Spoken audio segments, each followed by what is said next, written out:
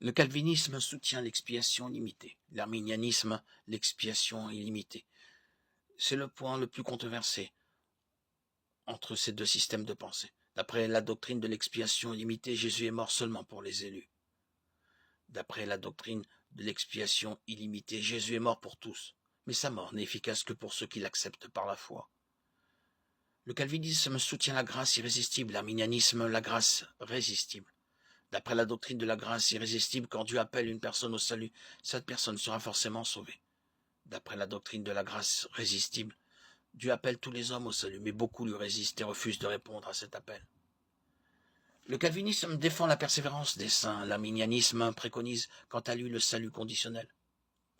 Selon la doctrine de la persévérance des saints, une personne élue de Dieu persévérera dans la foi, sans renier Christ, ni se détourner de lui de manière permanente. S'il faut en croire la doctrine du salut conditionnel, un croyant en Christ peut, de son propre libre arbitre, se détourner du Christ et ainsi perdre son salut.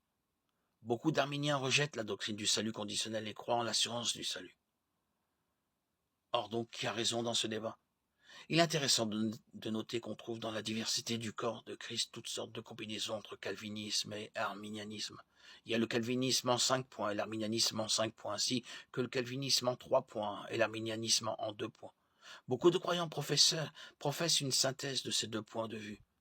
En fin de compte, selon nous, les deux systèmes échouent à expliquer l'inexplicable. Les hommes sont incapables de comprendre pleinement un concept comme celui-ci.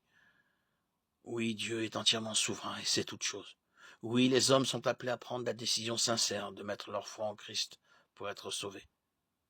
Ces deux faits semblent contradictoires, mais ils prennent tout leur sens dans la pensée de Dieu.